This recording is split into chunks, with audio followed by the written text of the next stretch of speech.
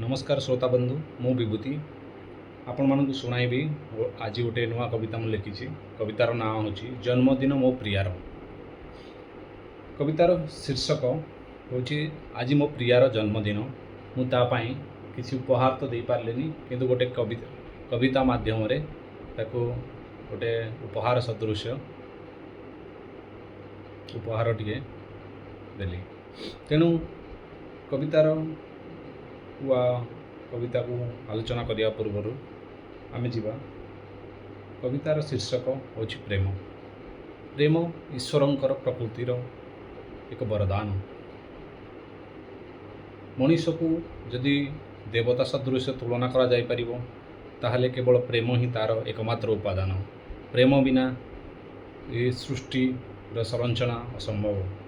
तेणु प्रेम एक वास्तविक रूप। तेणु जो भी जिनस आम जो भी काम करता जदि से काम भल पाइबा कि प्रेम न थाए से कामटी सब बेले संपूर्ण हो पारि न थाए। ए विषय चलतु आज शुणा कविताटी जन्मदिन मो प्रियार। तुम जन्मदिन प्रिया आज भाविली तुमको शुभेच्छा जनइबी।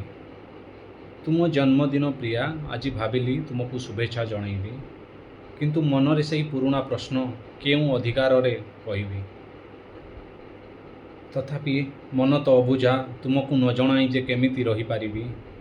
एते सबु प्रश्न मझिरे मने पड़ीगला अतीतर किछि कथा। भाविली सबुको एकाठी करी आज लिखिदेवी मो हृदयर कविता। कौन बा देई पारिबी तुमको उपहार। मो प्रेमर सबु स्वप्न सबु राति सबु भल पाइबा जेतेबेले देला परे भी तुमे मते आपणार पारिल नाही। बुझीगली मु तुम पाई बोधे एक अजणा बाटोई जहाँ सह देखा करिबा जेमिति तुमर गोटे मस्त बड़ भूल। तथापि भी दुस्साहस करिछि केई पद लिखिदेवी तुम पाई तुम प्रशंसा।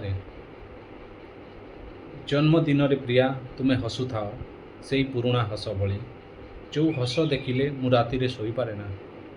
से हसर अलगा उद्दीपना ताहा मो छड़ा कई बुझी पारिबेनी। तुम नीरवी हस ओठ तले सबुदिन थाओ। सबुदिन तुम पिलालियामी आउ तुम नखरा चिर यौवन पाओ। तुम नीरवी हस ओठ तले सबुदिन थाओ। सबुदिन तुम पिलालियामी आउ तुम नखरा चिर यौवन पाओ। तुम चंचलता तुम आखिर भ्रुलता तुम ओठरे गोलापी शिथिलता तुम देहर बासना तुम प्रतिटी अंगर उष्मता तुम केशर गभीरता तुम गलार वक्रता तुम छातीर अकुहा कथा तुम हृदयर स्पंदनता तुमे चलीगले तुम नुपुरर ऋणझुणता तुम राजहंसी चाली तुम शरीरर कोमलता को जेबे मो स्पर्श करे तार वास्तविकता।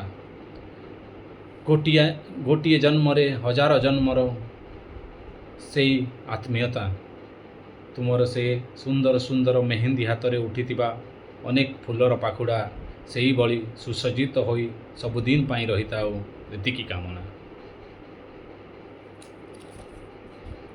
तुम चंचलता तुम आखिर भ्रुलता तुम ओठर गोलापी शिथिलता तुम देहर बासना तुम प्रतिटी अंगर उष्मता तुम केशर गभीरता तुम गलर वक्रता तुम छातीर अकुहा कथा तुम हृदयर स्पंदनता तुमे चलीगले तुम नुपुरर ऋणझुणता तुम राजहंसी चाली तुम शरीर कोमलता को जेबे मु स्पर्श करे तार वास्तविकता। गोटिए जन्मरे हजार जन्मर से आत्मीयता तुमर से सुंदर सुंदर मेहंदी हाथ रे उठिथिबा अनेक फुलर पाखुड़ा से ही बड़ी सुसज्जित होई सबुदिन पाई रहुताऊँ एतिकी कामना। जानी तुमे केबे बुझी पारिबो कि नाही मो प्रगल्भता। तुमर स्पर्श बिना मो एक शुष्क जलवायु रे बढ़ुतिबा एक कंटकित शिमिली वृक्षर बासहीन फूल।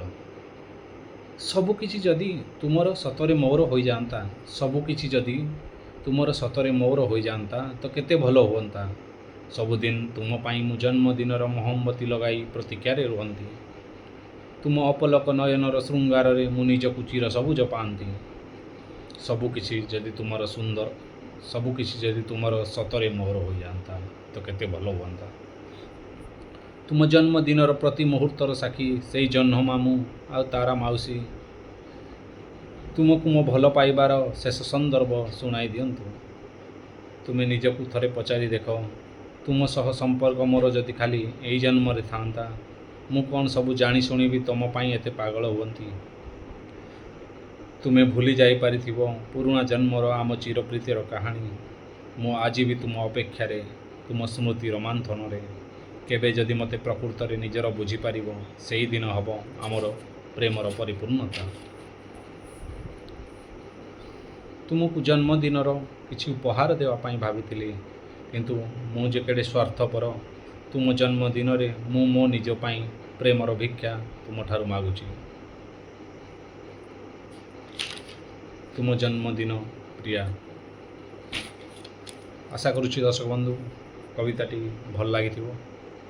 ନମସ୍କାର, ଜୟ ଜଗନ୍ନାଥ।